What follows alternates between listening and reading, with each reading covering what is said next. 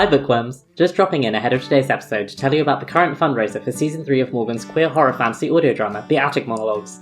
The Attic Monologues is written and produced by Morgan, and follows non-binary drama student Nick Ryland, who comes across a chest full of mysterious monologues in the attic, and discovers themselves to be at the centre of a cosmic narrative of which they are the hapless and helpless protagonist. The Attic Monologues deals with themes of self-discovery, agency, coming of age, and mental illness. It's dreamy and eerie, and I'm confident that if you're a fan of the show, you'll absolutely love it. If you'd like to support the fundraiser, you can do so at igg.me/@/tickmonologues, or follow the link in our show notes to learn more about the show. Thanks for listening, and we hope you enjoy this episode. Welcome to the Hidden Bookcase. Come through and get cozy. Pick a book, your favourite book, that's the one that opens this room. Inside you'll find a warm fire, a loving cat, and a wide skylight to the stars. And a dangerously high to be read pile. I'm Morgan, I use they them pronouns, and I am 460 books in a dragon's hoard. I'm Soren, I use he him pronouns, and I am 112 books stuffed into a carry-on. We've been friends for over a decade and are always swapping books. Usually, we take it in turns to recommend one another a favourite read. Today, join us for a look back at our reading over 2024, and our reading goals for 2025. So, Morgan, I think we need to address the dragon's hoard in the room before we go any further. We do this every year. We do this every year, but I feel like particularly this year you said you were going to read less. That was your goal. I do that every year. What happened? Okay. This is all in good fun, by the way. Usually I would defend myself. However, it was a funky year. I got sick for a very long time. I've been stuck in bed for months.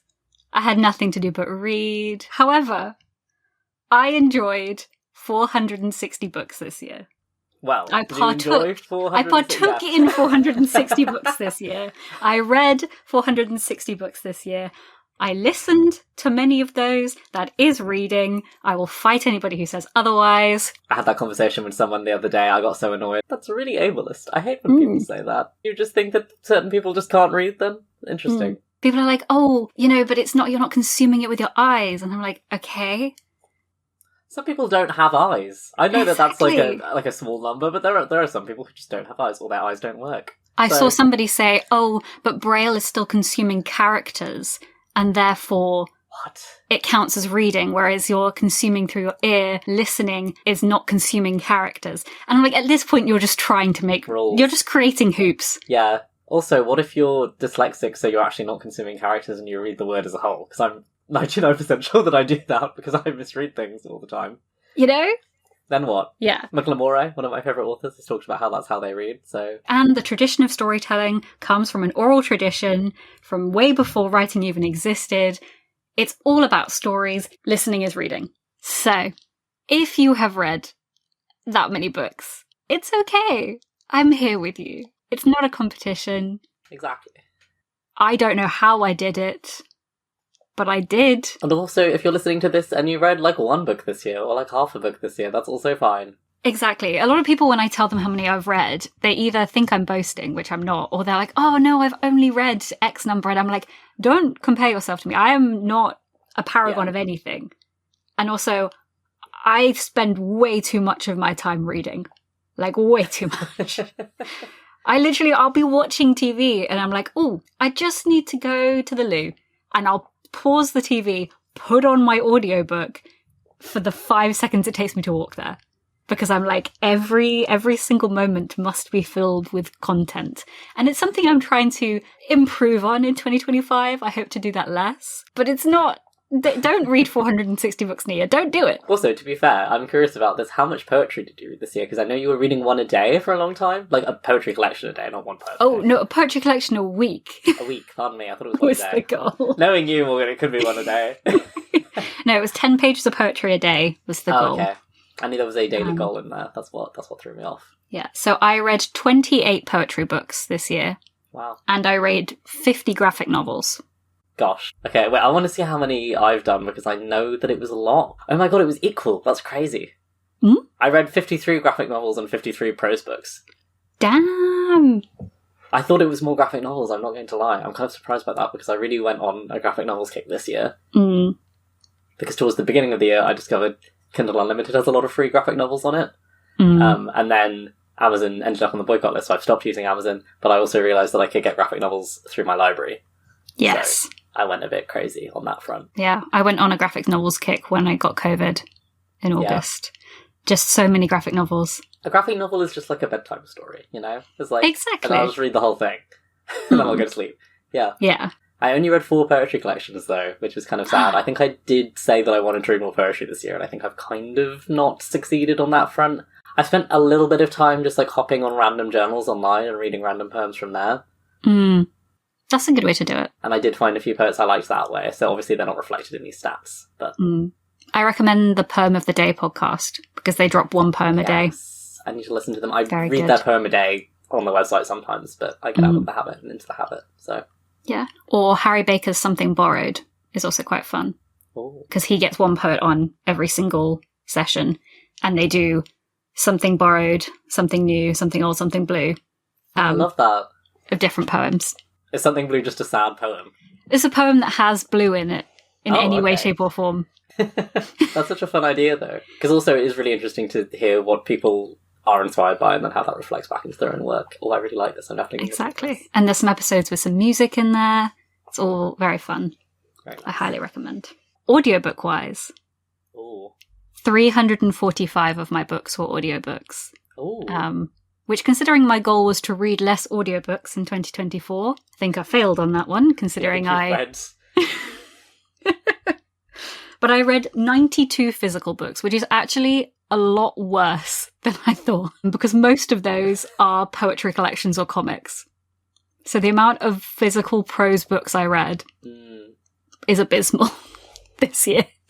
50 of mine were ebooks, 54 specifically, and then 28 were audiobooks, 27 were paperbacks, and 1 was a hardback. God, I really don't like reading hardbacks. I've got plenty to read. We should say, for people who haven't listened to our wrap-ups before, that I'm going from a journal that I write in, and you're going from a spreadsheet. Yes. Yes. I used to do the spreadsheet, but I just read too fast this year to keep up with multiple ways of tracking. That's fair. I don't physically write my stuff down anymore. I used to, but I've given up on that. So we've gone opposite ways. You introduced me to the spreadsheet, and then I was like, I love the spreadsheet. And you introduced me to bullet journaling. And now here we are.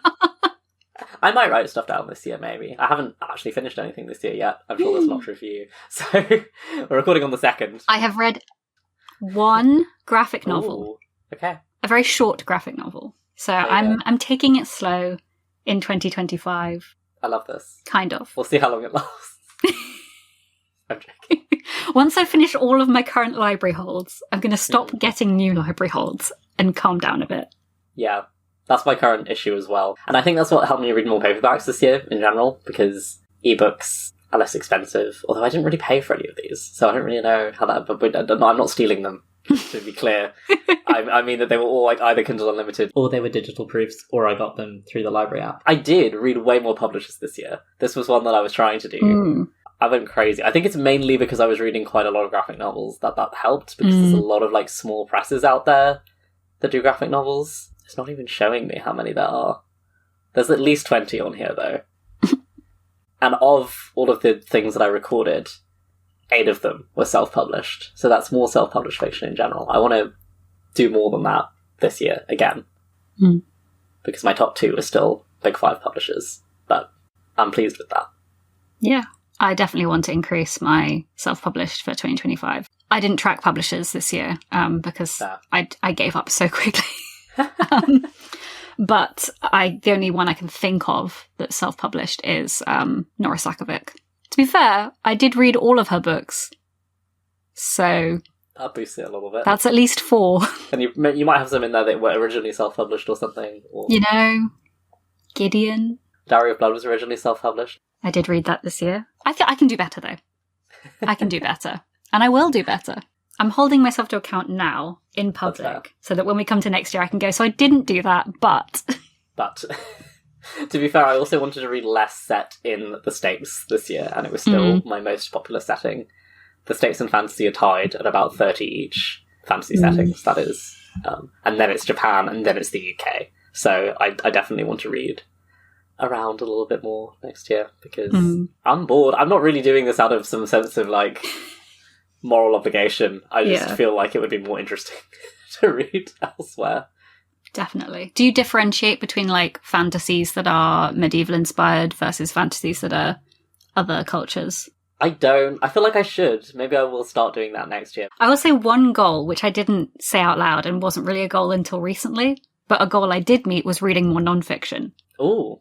How was your nonfiction? I read 22 nonfiction books in 2024. That's a lot. Which is pretty good for me. And like a lot of those were physical books. So I'm quite proud of that. And I read like really widely and randomly because I kind of just wanted to know new things. Like obviously I did a lot of research on like Palestine back at the beginning of the year. So I read a lot of books on that. Most of those were audiobooks because there's actually quite a few free ones on Audible, which I do need to quit. But then recently I read a book on disaster management in the UK.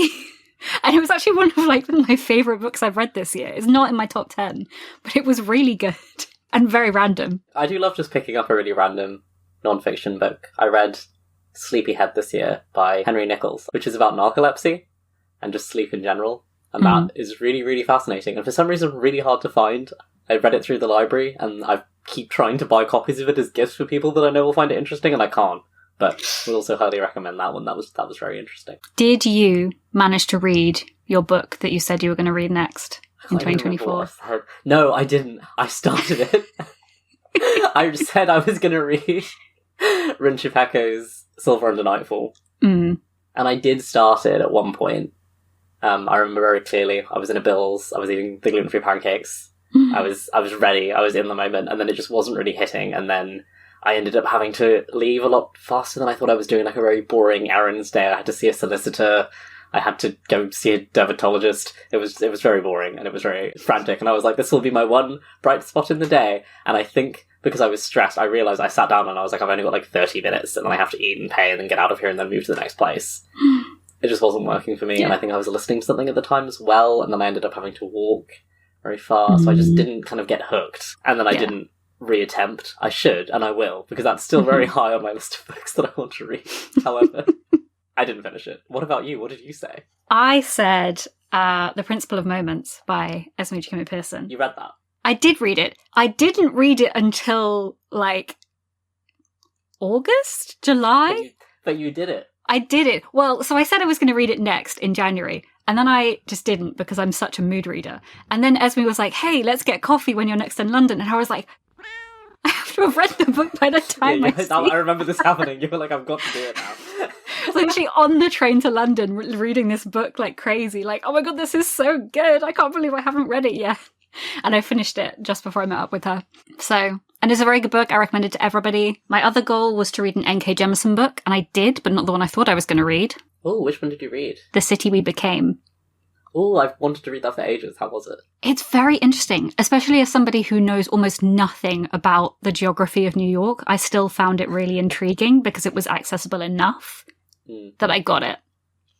I know that's not the case for everybody. Or a lot of people have said, like, oh, I'm not really a New Yorker, so I don't really think I'll get it. And I'm just saying, as a non-New Yorker, I still vibed.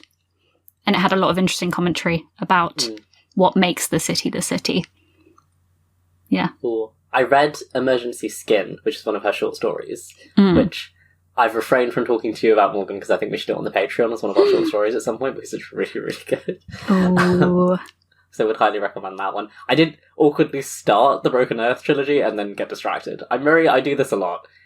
For people who look at my Goodreads, and now it will be my Storygraph because I've stopped using Goodreads, if you see me add something and then finish it like a minute later, it's because I wait to add something until I know that I'm going to finish it, because I am a DNFer, or even not a DNFer because I didn't DNF that. I'm definitely going back to that. I just was reading other things for the show probably at the time. It was like the beginning of the year, so I think we were recording quite a lot. I just got distracted. Well, Storygraph has an option where you can pause books now, so... Well, there you go. I mean, I'll probably start it again if I do read it, because it was like a year ago. But I'll get to it one day. It had such a strong start, I was loving it. However, I still got distracted, so... Physical TBR. That's a big one. Oh, I haven't really bought very many books this year. I haven't really kept track of it in any way, but I've been at the library. I don't know. How about you, Morgan? Everyone's going to be so proud of me. My physical TBR has gone down by a lot. It started... I listened to our previous episode just before this recording.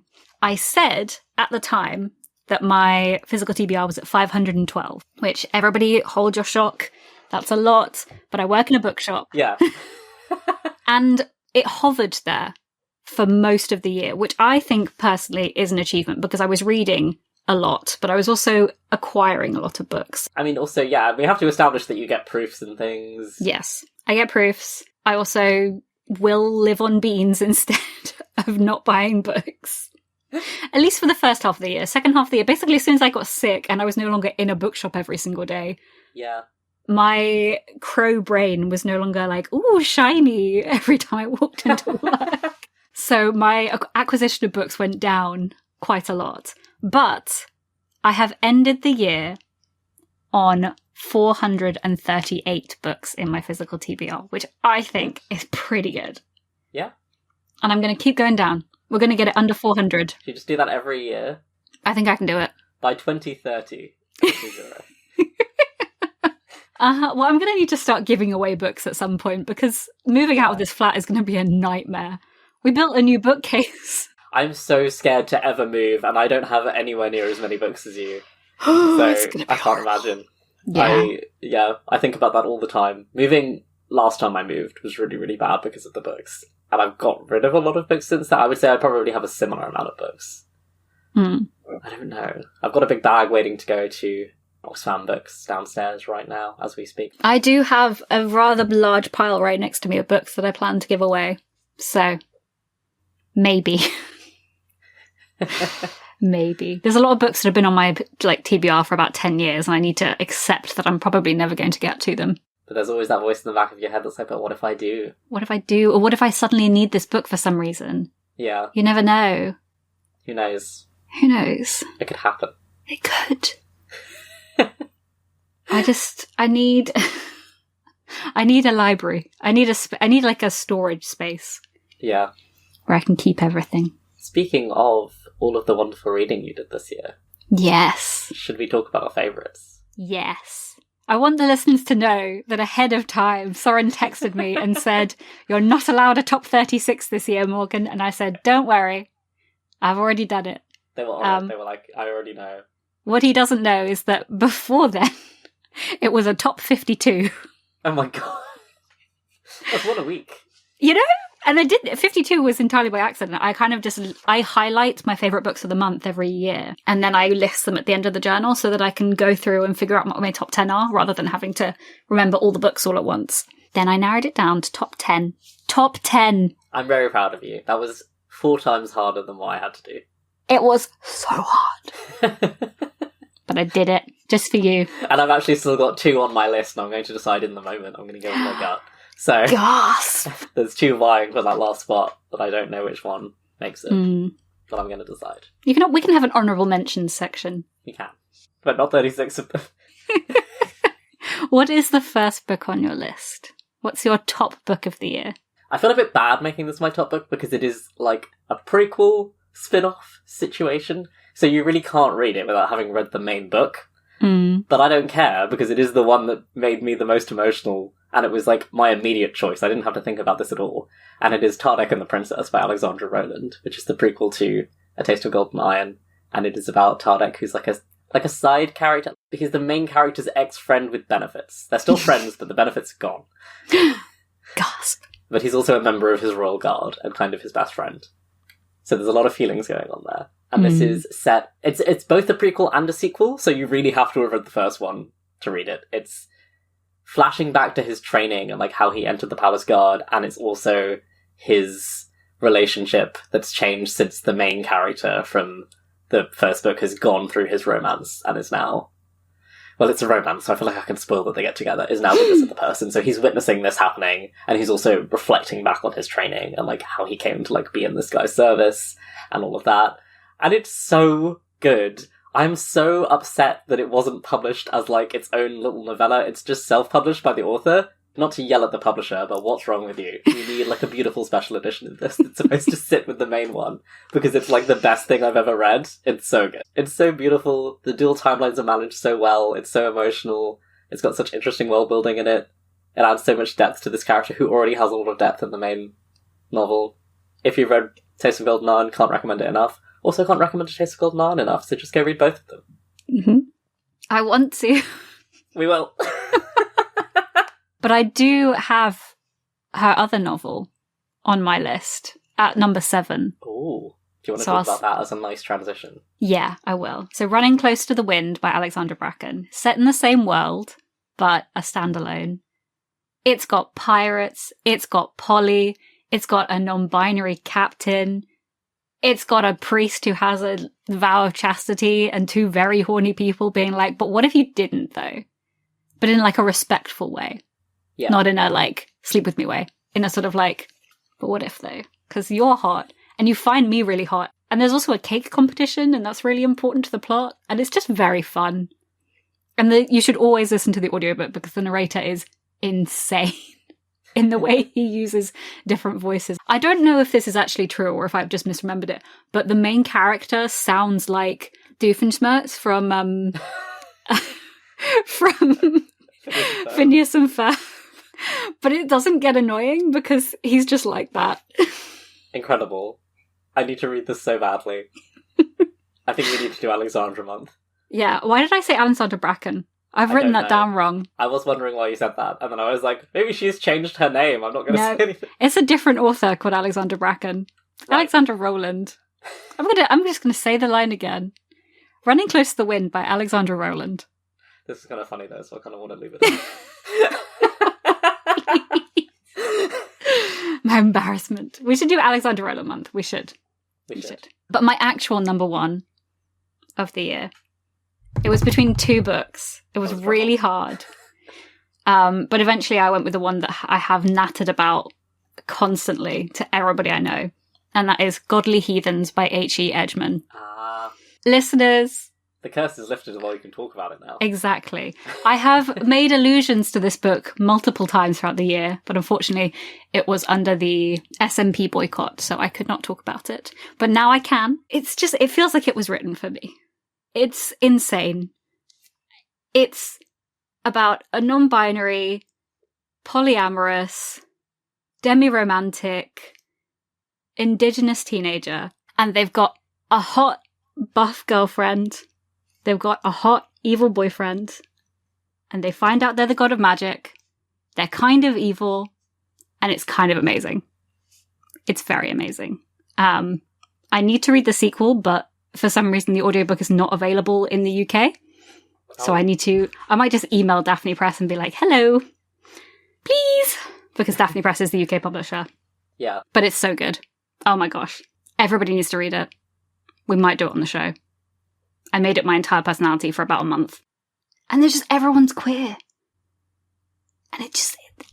Anyway, yeah, I've talked about it a lot on the show, but now everybody knows what it actually is. Yeah, you just talked about it in, like, abstraction because you were...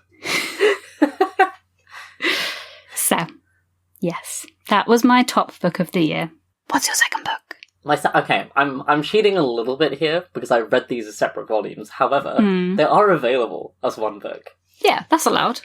So I'm saying the Tea Dragon Society collection yes. by K. O'Neill. They are so gorgeous. I read them all in one go, which was a terrible idea because of all of I've cried 4 times at books. We also track how often we cried. For those who are new here, we write down if a book made us cry, and all that made me cry was these, and then Hooky Volume 2. And I read all of these at work, which I shouldn't have, but also I've quit that job now, so nobody's ever going to know. So that was a bad idea because I was crying, but it's so fine. But these are this very sweet sort of middle grade graphic novel series that are about these dragons that are themed to different tea leaves. I guess they are speciated to different tea leaves, and you can harvest tea leaves from them if they are healthy and happy. And it's queer, and it's adorable, and it's uplifting. There's good disabled rap in them, which I was pleasantly surprised by. Great non-binary rap. I just loved them.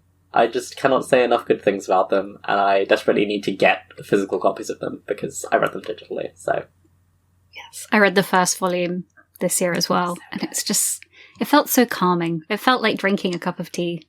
It felt... we've talked a lot about cozy fantasy on here, and I feel like this is pinnacle cozy fantasy. Like, it's just enough that you're invested. Yes. But it's incredibly relaxed the whole time. I need to finish it. I think they get better, actually, even. Ooh, okay. That excites me. What was your number 2?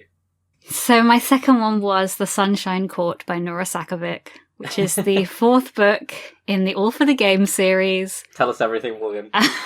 Go wild.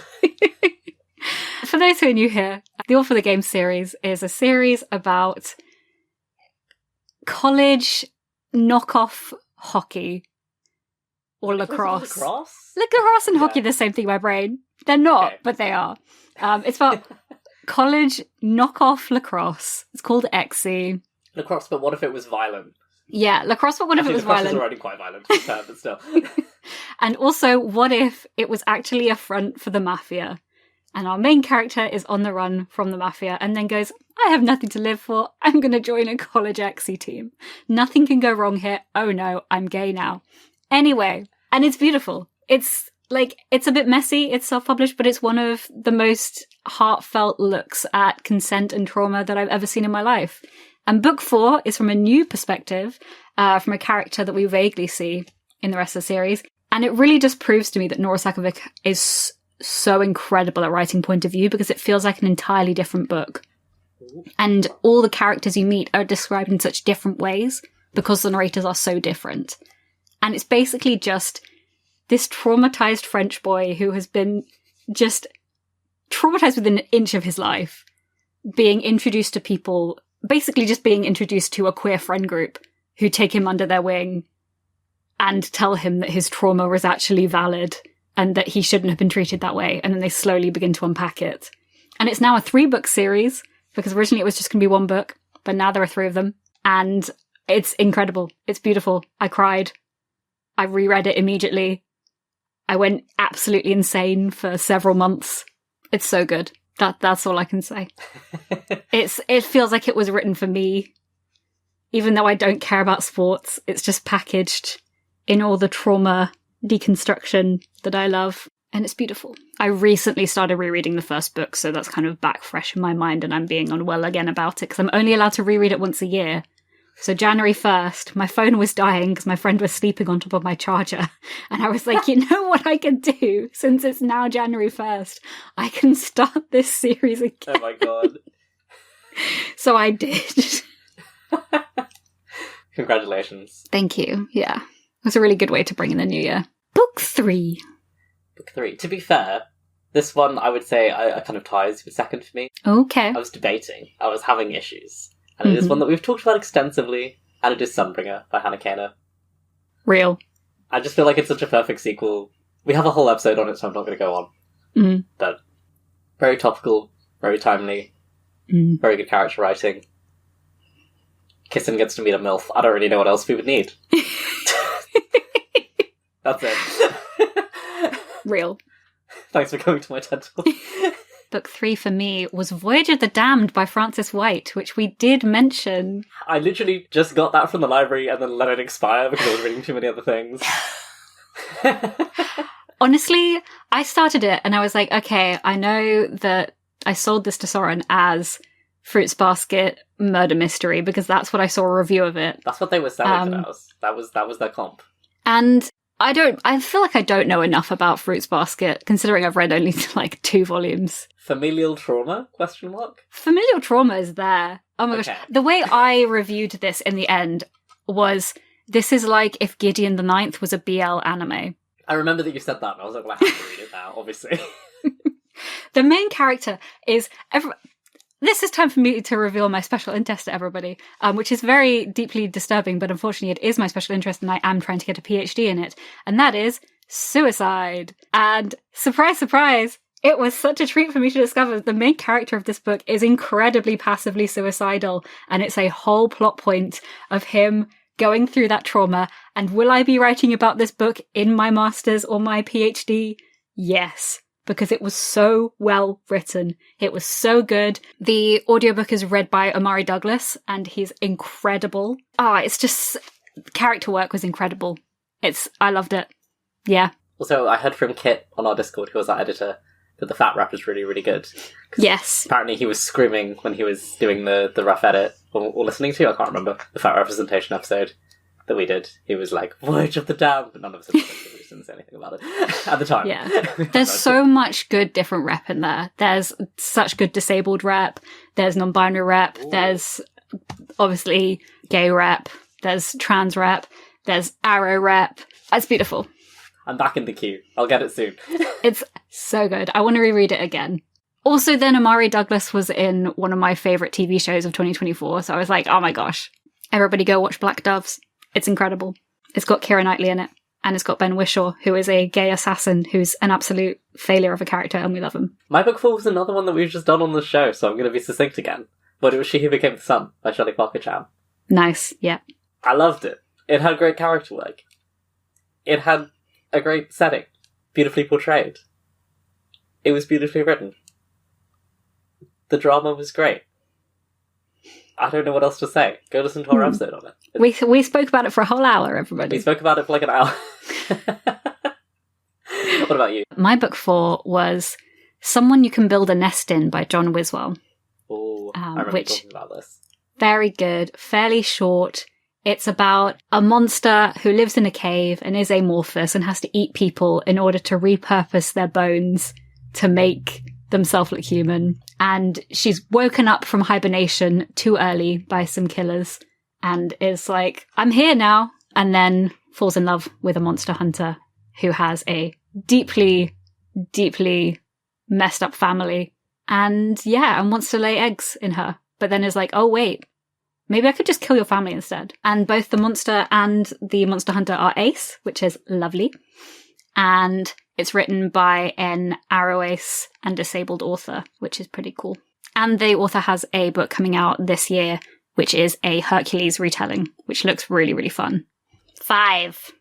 We're halfway point. This is where my order starts to break down a little bit. Same. I'm going to say A Dowry of Blood by S.T. Gibson. Yeah. I really, really enjoyed that. That's definitely on my list, firmly. I still haven't read Dracula, so I'm really just a fake vampire fan. But I will. Toxic polyamory, gothic vibes. I loved the epistolary format, and I loved the direct address. I think that was also clever. S.T. Gibson was definitely one of my new favourite finds of 2024.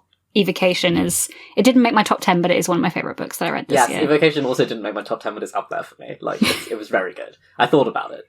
Yeah, I recently read the pre-con novella, Odd Spirits, and that was very fun, because I didn't know how it was going to achieve what it wanted to achieve, but it worked.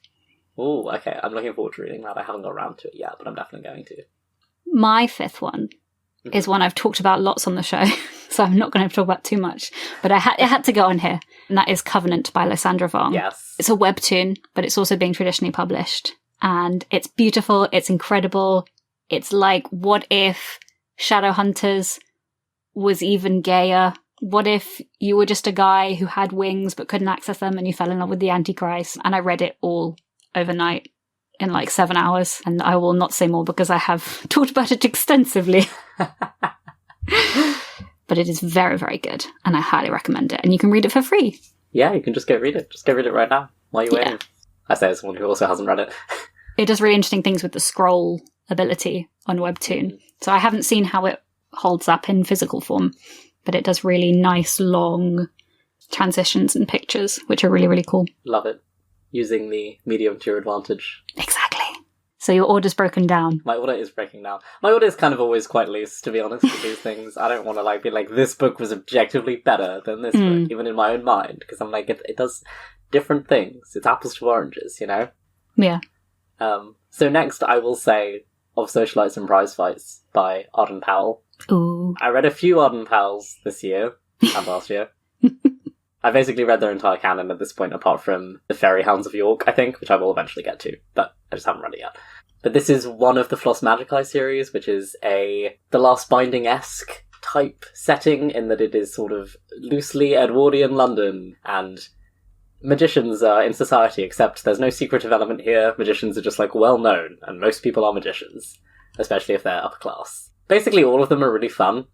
Of Socialites and Prize Fights, I think is my favourite so far, although The Potion Gardener came out this year, and that was also really, really good, and had a really interesting take on non-binary identity, so I would highly recommend that one.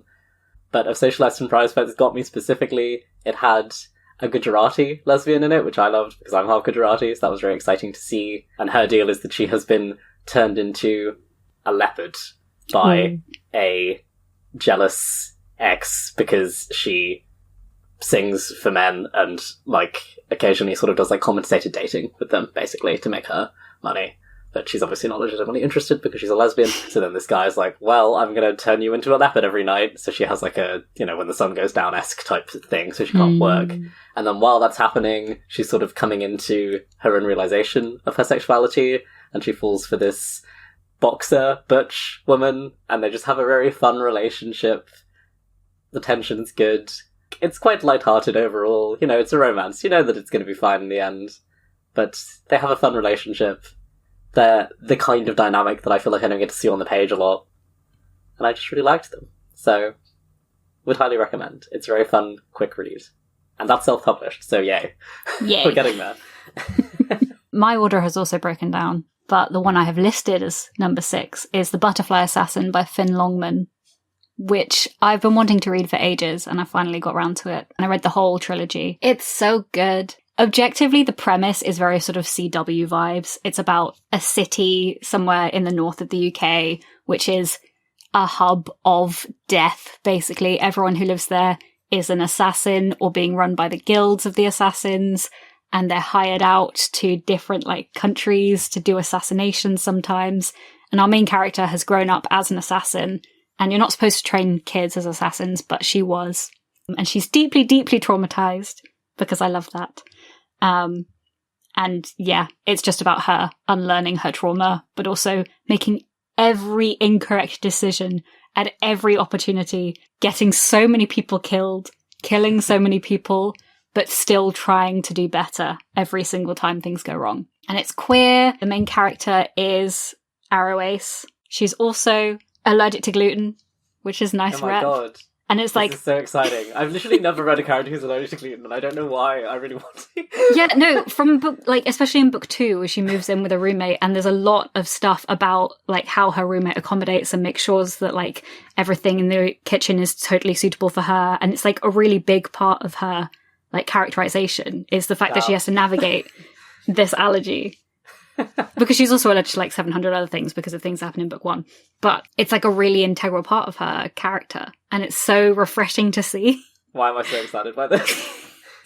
For people who are listening and do not know, we are both allergic to gluten. So it's really good. And the author is non-binary, and they're coming out with some retellings of medieval romances soon, because they're a medieval scholar. And I believe they have a gay Bisclave retelling coming out soon, which, people who don't know, is one of the Lays of Marie de France, which is a 13th century medieval manuscript, I believe. And it's about werewolves. Soren, it's about werewolves. I was too excited to respond there, which is bad for an audio format. And I made a face. I'm adding The Butterfly Assassin to my Storygraph as we speak. You know what? I didn't read enough werewolves this year. I don't think I read any werewolves this year. I think Woman That Turns Into a Leopard at Night was the closest I read to a werewolf. Gasp, Soren. Terrible. You gotta read more werewolves. I know. I read Maggie Takuda Hall's other book, the one that's not about werewolves. Where are the werewolves? I read Maggie Takuda Hall's werewolf book. I read the other one. You gotta. It's like Heathers, but with werewolves. And it has surprise sapphics, which I didn't know about. There you go. So... Well, another book that isn't about werewolves but is on my list. How's this as a transition? It's beautiful. Is another book that we've also done on the show, but I had to say it. It's Frontier by Grace Curtis. Nice. It was some of the most fun I've had reading in ages, and it was so funny, and it was so clever, and we have a whole episode on it, so you should go listen to that whole episode. And Floating Hotel is also good. Yes. But I read that last year, so it doesn't count. I still haven't read it. But I know that Grace Curtis has a new book coming out this year, which I'm very excited about because it's a fantasy debut. Oh my god. Yeah, it's called Idle Fire. It sounds very good. Very nice. I feel bad because none of the ones on my list are books that we've done this year in the show. You did read 4 times as much as me. I did read a lot of books, and it was very hard to get down to 10. So I'm not going to assume that you hated everything that we read on the show, just because... Also, I feel like I suggested a bit less this year anyway, because we had guests and we had interviews and we had, This is true. Yeah. Just because something's not in my top 10 doesn't mean I didn't love it, because I have now figured out what I like, so I don't really read that many misses. Yeah. So it was very hard to narrow it down. I didn't bother listing how many books I'd read that were 5 stars this year because it was a lot. So my 7th one was Running Close to the Wind, which I've already talked about. So yes. Oh my god. I've got to read that. I'm so excited. My number 8 instead of my number 7 was Compound Fracture by Andrew Joseph White, who's one of my instant buy authors. It's so good. I read almost the entire thing overnight in A&E. just for the like accuracy. You know, for the aesthetic, the main character spends the first, maybe the second 20 pages of the book in hospital because they get almost beaten to death. And that's the instigating thing of the whole book, because when they wake up, he can see his dead ancestor and no one else can. It's his most down-to-earth book. It's less fantasy than the other ones, but I think it's possibly his best book yet. Ooh. Because it's so grounded in the history that the author comes from. And it was just very angry and very about the 2016 election, which, considering what has recently happened with the election, feels topical again, unfortunately. And it's about this trans teenager who lives in a deep red state, and sort of about the corruption of the police force, and about finding queer community, and also the fact that maybe sometimes violence is justified when in a revolution. I may have to give this one a go. I'm afraid. I feel like it's not as actively gory, because the other ones are a lot more about body horror, whereas this one is more about the violence done to people by other people. Yes. Well, we'll see. I might. I also really want to read The Spirit Bears Its Teeth. I'm just afraid. Yeah, that one is a lot. It's very good, but it's a lot. Maybe I will. We'll see. Yeah, this is why I unfortunately will not be able to read Andrew Joseph White's adult debut, because I know that if that's how much horror gets put in the YA books, I don't think I can handle the adults.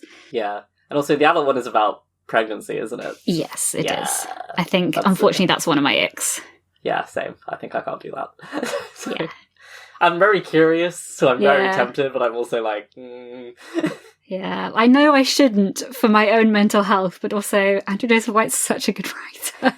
Maybe if I get my hysterectomy this year, I'll be able to read. We'll see. We'll come back to this at the end of the coming year. Yeah, see what the vibe was. Check on how much Soren has read and whether he still has a uterus. All the updates you need, 2025, right here at Hidden Bookcase. Well, okay. I don't know what my number 8 is now. Gosh, everything's very, fluid. I have options. Mm-hmm. I think I'm going to say Laura Jean Keeps Breaking Up With Me. Ooh. Which I was kind of surprised by, because it's one of those ones that I've been meaning to read for a long time, but I've sort of seen, middling reviews and people just being like, yeah, it's pretty good, but no one having strong feelings about it. But I thought it was really gorgeous. I loved the art style, and I loved how it was presented. There was some really clever stuff with the panels. I had read a few, because I've been reading a lot of graphic novels this year. I'd read a few in a row that were just sort of graphic novels because they were. It wasn't like, oh, this is the medium that's going to service the story the best. This is how I can convey emotion the best. And Laura Dean Keeps Breaking Up With Me did a really good job with that. It had this beautiful limited colour palette that it used really cleverly. It's a very simple story. It's just a sapphic teenager who is in this sort of friends with benefits relationship with Laura Dean, except kind of more of a romantic relationship, but again, it's obviously not a good relationship, as I'm sure you can guess by the title here. And it's just sort of about being a relationship with a slightly toxic person, but how that functions, especially if you're queer and a queer person of colour, and you have limited options, I suppose, because of your standing as a queer teenager of colour in a school where that's not the majority. It was just really emotionally effective and really, really good, I think. So would highly recommend that one if you can get your hands on it. I'll have to look it up.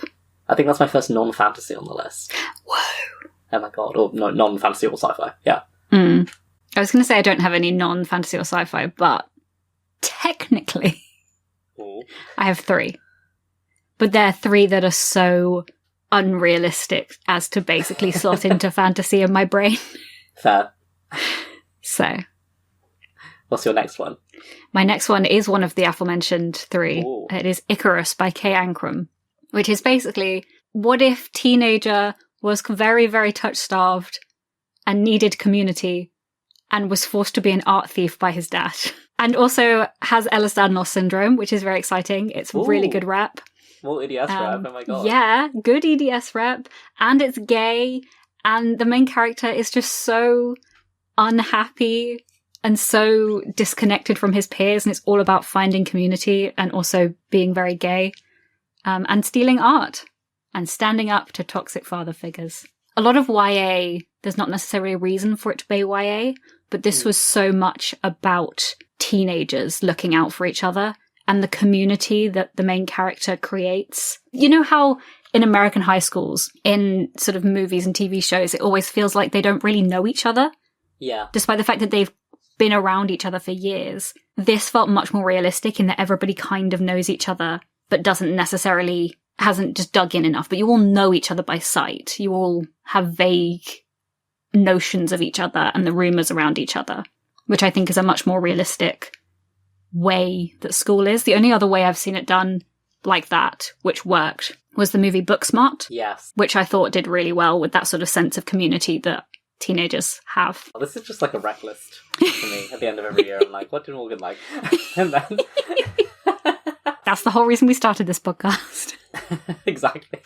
So, what's your penultimate pick? This is another self-published thing. I feel like very few people have read this, so I feel like I want to boost it. So please, go read this one. It's really, really good. Love Me Like You're Real by Cynthia Yuan Cheng. Ooh. Which is about a trans-mask, non-binary barista who is very obsessed with this fictional character, Woo Jin, who's like a general who's like retired. And then they start like possibly doing like an isekai thing where they're dating him, or possibly just having very, very wild fantasies about dating him. It's kind of deliberately ambiguous. It's only 90 pages, it's very short, it's a very quick read. I think it's only available digitally so far. I don't know. If it's not, I'm going to get a copy. But it's really fun. It's funny, it's heartfelt. I feel like it's a subject that I think is close to a lot of people's hearts but doesn't really get talked about. I feel like people who are into like self-shipping and stuff like that would find this really interesting. It's sort of about that like push-pull between like maladaptive daydreaming and like living in your real life as this fantasy / portal fantasy is happening in the background. The main character is also having a sort of, well, they went there with a colleague at work, but it's also this thing of like, you know, the safety of fantasy versus the fear of a real connection. And it's just very fun, very heartfelt, and its own voices, which I really enjoyed. It was just sort of something that I felt like I'd never seen portrayed before, portrayed really, really well. So I would highly, highly recommend checking that out. This sounds so up my street. Oh my god. I think you would like it a lot. It sounds very... lots of little things clicking. Yeah. You know what, I've said barista, I think they're a waiter, but that's fine.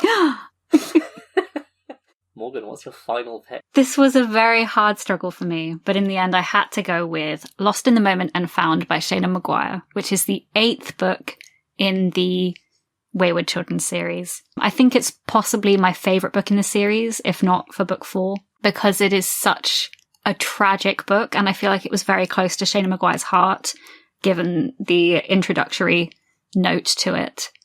And it's the audiobook narrator does such an incredible, devastating job of voicing Ansi, the main character, when she's a young child, when she's like 8. And genuinely, I cried so hard reading it. It's about how adults take advantage of kids and what they do and don't know, and controlling their worlds in order to manipulate them. And it's so upsetting, but Ansi does make it out. And I think it's just such a good book. And it's not something that's talked about much. It was beautiful. It was heartbreaking. It was incredible. And we get to see more of Ansi in later books. So that's very good. The next book comes out this month. And I'm very excited. It's got turtles. Oh. From what I can see on the cover. Or are they theoretical turtles? Metaphorical turtles? You never know. You never know. With the Shayna Maguire book, I imagine they're real. Well, this is one of the prequel books because we go Even's a prequel. So I think it might be about a character who we've met before who goes to the world of turtles. Oh my god, amazing. So I'm looking forward to that. Soren. My final pick is Seance Tea Party by Remena Yi, which came out back in 2020 and I'd never heard of it. And I randomly stumbled upon it. And then it was buried in my to-read list and I found it when I was looking at what I could order from the library. So I was like, I'll order this.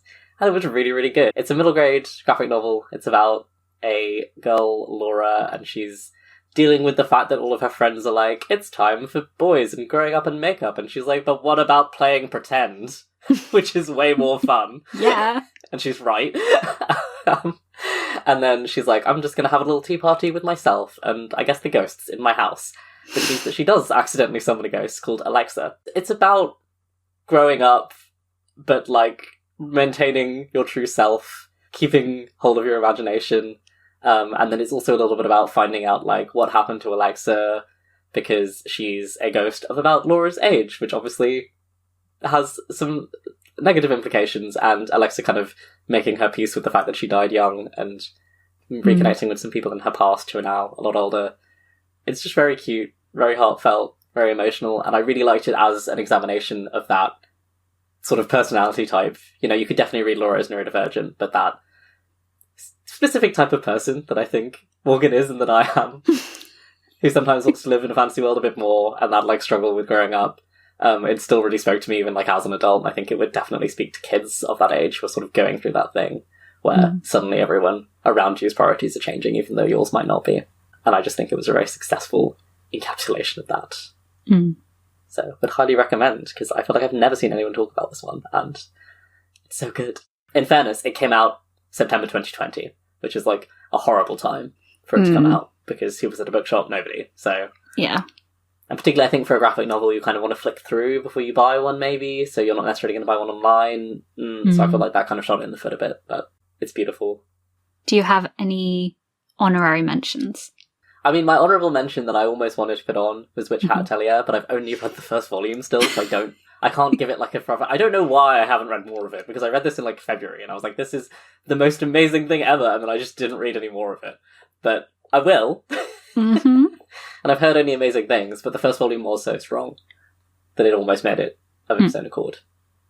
And to be fair, speaking of manga, I should give the little caveat that my number isn't quite accurate, because there were a couple of times where I just read into a series, and I didn't necessarily keep track of how many volumes I was on, because I was reading online or something, where I read, like, a bunch of Inside Mari, which is this horror series, but then I stopped, and I don't remember how far I got, so I just wrote down volume 1. So, yeah, 110, 112, 114, you know, however many I got to, I don't know. It's fine. It's not that deep. What about you? Any honourable mentions? I mean, I finished The Poppy War on the last day of the year, and it is as good as everybody says it is. I started it on the 30th and I finished it on the 31st. And it's a chunky book, but it was very good. I listened to the audiobook, to be fair, but Emily Wiesella is the narrator, and she's one of my favourite narrators, and she is incredible. She's very good. I got it yoinked away from me by the library, but I'm gonna keep going. I'm like halfway through. I feel like I have to actually mention Frieren by Kanehito Yamada, because that is another manga series that friend of the show India introduced me to, and I am now quickly zooming through it. It's very fun. It's just, I love a good trope about looking at classic D&D fantasy parties and then going, how could we traumatize this though? How could we make it even more interesting? And I love a good character who's, like, old, but also doesn't seem old and is always underestimated. I love the underestimated OP character trope. It's beautiful. I desperately need to read those as well. I'm very intrigued. I know this is a lot, but one more. I'm going to shout out one more. Ring Shout by P. Jelly Clark, who is an author who was introduced to me by India because she really loves the A Master of Jinn series, which I have not read, but I read a bunch of his novellas. And Ring Shout is really, really interesting, really good. And it almost made the cut, but it didn't quite for my top 10. And it's basically, what if the K.K.K were cannibals? And it's all about trauma and rage and how that becomes monstrous. And it's really, really good. And it's only like 3 hours as an audiobook. Oh, I didn't realise it was that short. I've been intrigued by that one. I've been meaning to read that for a while. So, I'll definitely listen to it then, because that's a good... I love a short audiobook. It's just like a nice... It's like I'll just do my chores around the house and then I'll read a whole book. Exactly. I really want to read in 2026. Not 2026. In my 26 before 26 list that I'm making. Ooh. I want to read The Dead Cattail Assassins, which is one of his other short stories. Nice. Speaking of what we're reading this year, actually, what are our goals? What are our anticipated reads? Well, there are 3 that we listed in our last year's wrap-up. That are actually coming out this year. They're actually coming out this year or came out in the last, 2 weeks. Yes. And that is Heavenly Tyrant by Zarande Zhao. Electro the Ninth, we hope, God, please. By Tamsin Wu. Please. And A Witch's Guide to Magical Innkeeping by Sangu Mandana. Yes. I'm pretty confident that one will come out. And Heavenly Torrent is out, so that's safe. Yes. Electo... I'm not holding out hope for this year, if I'm perfectly honest. But, you know... I am. it could be 2 books. It could be 1,000 pages long, and I'd still read it. Yeah. So... I'm ready. I've just anything. I just want it. Please. Please. I feel a reread coming on fairly soon. Yeah. Do you have any other anticipated reads for this year? I'm actually not very abreast of what's going on. I don't really know if I have any. So, one of my new favourite authors who wrote The Scarlet Alchemist, Kylie Lee Baker, she has a horror coming out in the next couple months called Bat Eater or Other Names for Cora Zheng. And it's about the racist violence that occurred at the beginning of the pandemic. I don't actually know anything more than that, but I know a friend of the show, India, has read it and really enjoyed it, and I've heard only good things about the book. And that comes out very soon. Also, I mean, this is obvious, but Faithbreaker, obviously. Faithbreaker, obviously. That, so it doesn't feel like it's coming out for you. Yes. Got it. This is so true. There's also the second book in the Feyban series by Sarah El-Arifi that comes out next month.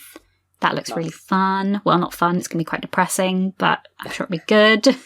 I've just discovered, as we speak, that Natasha Pulley is doing a Dionysus retelling. So, as a Natasha Pulley fan, I'm intrigued. While Greek mythology retellings are getting a bit tired, yeah. I trust Natasha Pulley to do something interesting with it. I'm cautiously optimistic. I'm not really seeking out Greek mythology tellings at this point, I would say. But I'll read this one. Yes. B. Fitzgerald also has a new Greek mythology retelling coming out, and I trust her entirely after her last 2 books. And it's a Pandora retelling, which makes me very excited. Obviously, we have Oathbound by Tracy Dion coming out this year. I haven't seen any, proof copies come out for that yet. Yeah. So I'm like, where is it? Also, the next Summoner Circle book. Yes. Very excited for that one. It's called Ascension. Zoe Hanamakuta has a new book coming out, which is a standalone sapphic horror with, obsessive necromancers and also rabbits. Ooh. Sounds very good. Sounds and fun. She's very good at the horror sapphics because she wrote a book that was a Alice in Wonderland retelling that was Lovers to Enemies, which was incredible. I've just discovered that Lex Croucher has a fantasy book coming out. Yes. Has Lex Croucher done some fantasy before or no? Not straight fantasy, the 2 quote-unquote historical YA books they had come out sort of they towed the line where they you could potentially say. But no, the new one sounds incredible. I'm very excited. I think it's going to be an interesting take on dark academia. Yeah, for those who are unaware of it, it is apparently about the best friend of someone that does get accepted into magical school, and they themselves do not. So that's really fun. I love playing with that, person left behind or the non-chosen one trope, that kind of thing. Yes. It's always very fun. The sequel to A Letter to the Luminous Deep comes out this year. Ooh. Which I read this year and was incredible, but it didn't quite make my top 10. But that is a epistolary fantasy novel set around the sea. It's got great mental health rep. It's got great disability rep. It's light academia. I'm very excited for that one, especially since I went into it thinking that it was a standalone and didn't realise until the end that it was a series. Artifice and Access. Yes. Disability and Fantasy collection compiled by friend of the show, Ella T. Holmes, which we've already both started because we have proofs. I'm really enjoying it so far. I think it might end up being one of the first things I finish this year. Looking forward to everyone getting to read that. So many good books. The Sunrise on the Reaping by Suzanne Collins. Oh, I didn't know that was happening. There's another one? You didn't? This is the one about Haymitch's games. Haymitch, yes. No, I did know this. I totally knew this. I just forgot.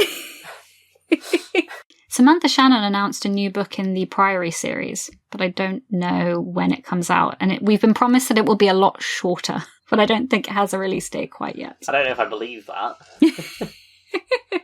And also the 5th book in her Bone Season series comes out this year. I need to read those. I haven't read any of them, but I definitely I would say they're very different to the Priory series, and you do have to trust Samantha Shannon and trust where she's going with the romance, because it does not read well in the first book. Okay. But I believe that is the point. Fair enough. And the way that she writes trauma for the main character across the books is incredible. and I highly recommend it. And it's very interesting from a speculative perspective. Oh, one that I'm excited to read. It's called The Reaper by Jackson P. Brown, and it's about a Reaper and an empath in an underground fantasy version of London. That is all I know about it. It is a debut. I was lucky enough to see the author speak at the Del Rey Summer Party this year, and it just sounds really good and very interesting. And I don't know anything about it other than that, and I haven't seen anybody talk about it yet. And I think the cover misled me when I first picked it up, and I was like, oh, it's going to be like a thriller or something. And then I actually read the back and was like, I need to read this now. Oh. So. Yeah, it's very neon. It looks very, like, mystery. It's giving Ready Player One. Yeah, it is giving Ready Player One, actually. That's... So I'm interested to see the final cover, because I'm assuming this is not the final cover, because I got this in be a proof cover. July 2024, and it doesn't come out until July 2025. Yeah. So it's a very early proof. Speaking of 2025, what are your reading goals? Do you have goals? They don't have to be, like, numbers. I'm not doing a number again. I think not doing a number worked out well for me this year, so It did, yeah. Yeah. I think my goal is going to be monthly. Mm-hmm. I'm going to make myself a short TBR every month, and I want to read one non-fiction, one poetry, one comic, one middle grade book, one YA book. Nice. I think I'm going to make a list of one of those every single month. I like this. Just to give myself a lot of wiggle room, but still keep myself on top of it. And I'd like to read a lot more non-fiction this year. But I am doing my master's dissertation and also applying for a PhD this year. Yeah. And I am attempting to write and edit my novel. So. And you have an audio drama as well that you write. And I have an audio drama as well. But I'm still off sick from work and I don't know when I'll be back. So I have oodles of time on my hands when I'm not being said sick. Yeah. So, you know, it's not all fun and games. You gotta rest. I'm trying. Am I succeeding? Who can say? But yeah, more non-fiction, more poetry, more variation, and finish some goddamn series. I have so many unfinished series. And get my TBR under 400. What about you, Soren? I have very specific... Ooh, tell me. I have a very specific goal, which is kind of the only goal that I have. I would vaguely like to read some more non-fiction, some more poetry, but I'm not going to, like, count. I'm just going to put that into the universe and attempt to. But my very specific goal is I want to read 12 new trans femme authors. Ooh. Because I was looking at the authors that I read, and I was like, I do read a lot of trans authors, but a lot of them are trans masc.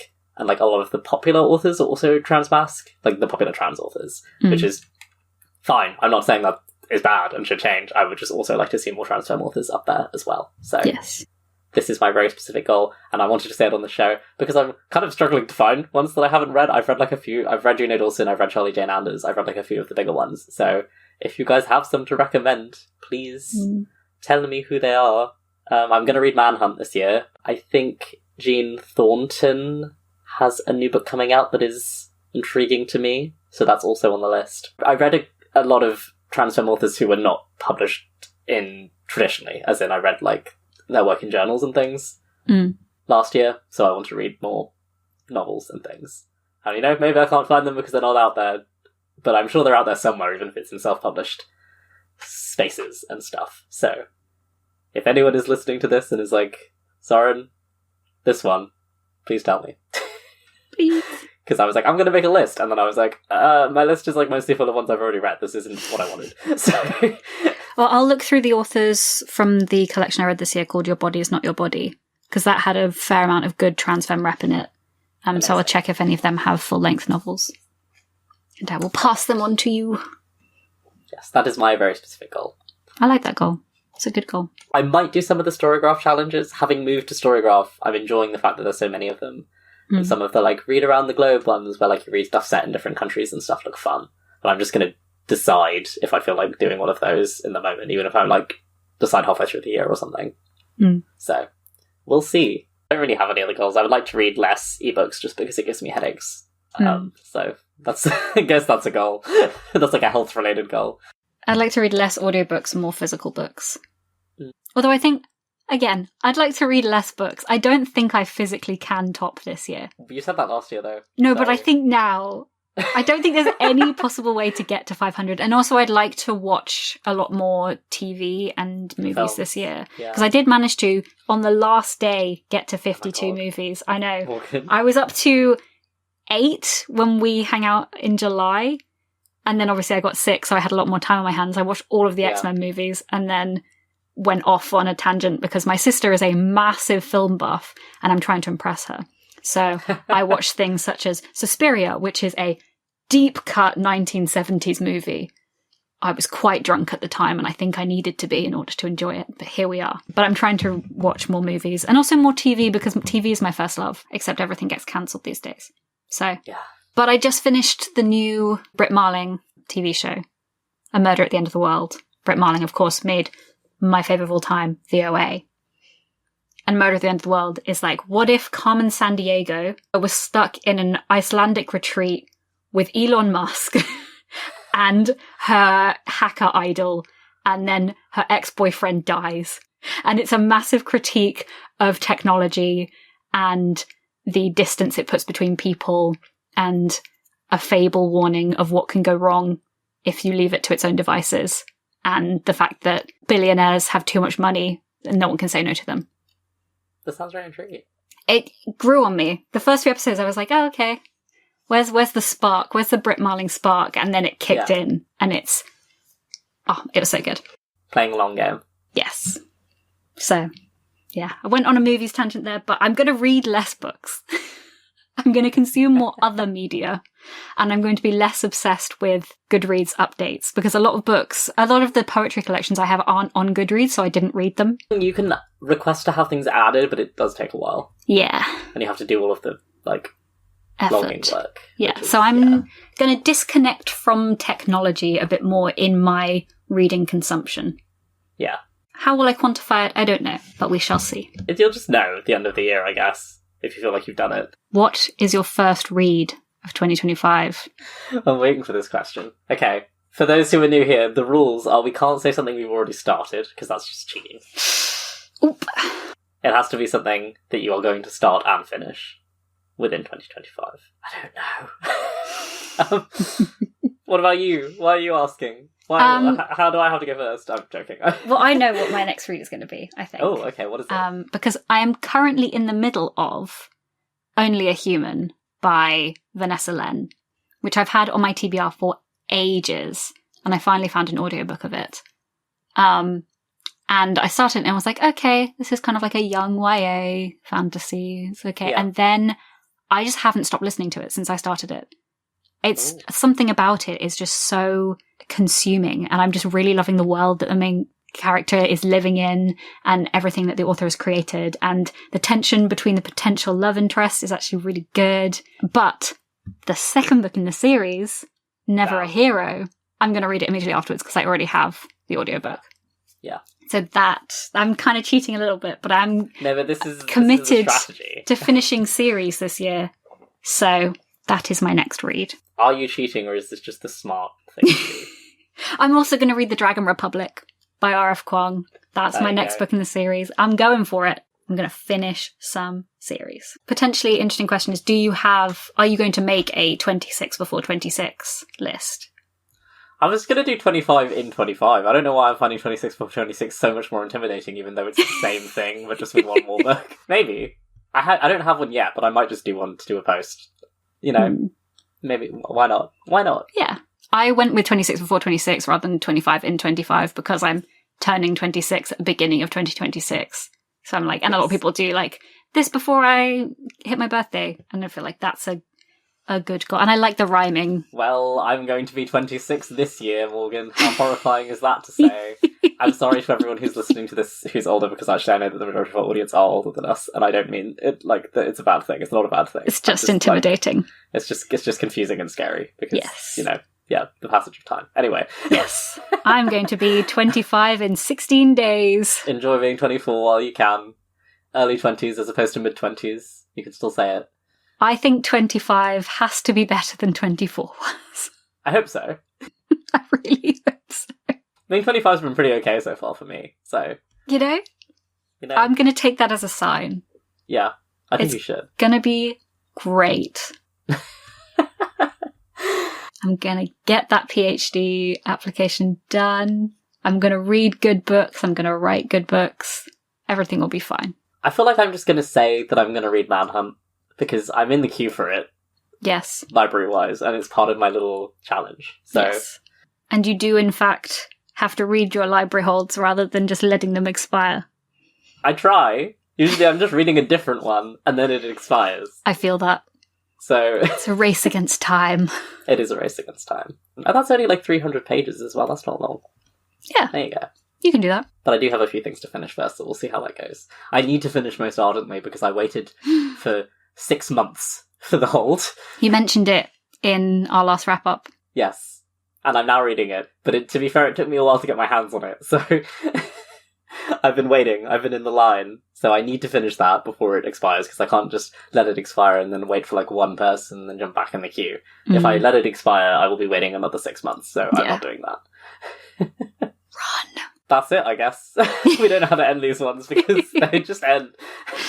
We should probably talk about our release schedule for this year. Yes, which I think we'll let you know is the release schedule for this year because we don't fully know yet. Basically, I need to take a break, so we are taking a break, and then we'll see. Yes, we're going on hiatus for a little bit. A little bit. We will keep you updated. We'll be posting on socials. We'll be active in the Discord, etc. Yes. Come join the Discord. It's very fun. We're having lots of good chats there. We just did like a little book solstice swap and everyone swapped old books with each other and then got new books, new to them, I suppose. And that was really fun.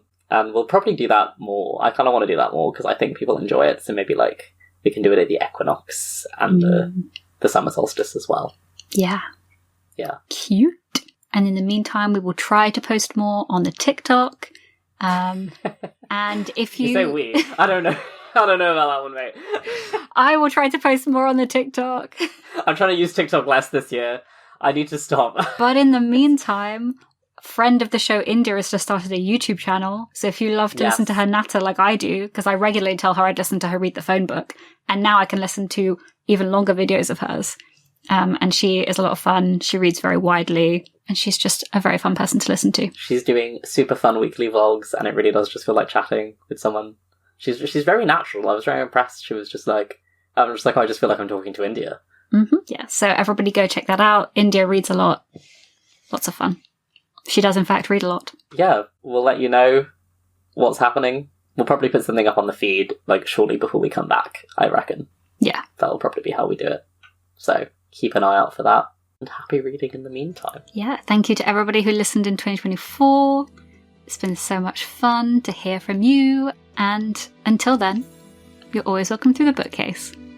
Don't forget to scratch the cat on your way out. Thank you for listening to The Hidden Bookcase, a production of Planar Prod. On this episode, you heard Morgan Reedsmith and Soren Brawer discussing our 2024 reads and our anticipated reads for 2025.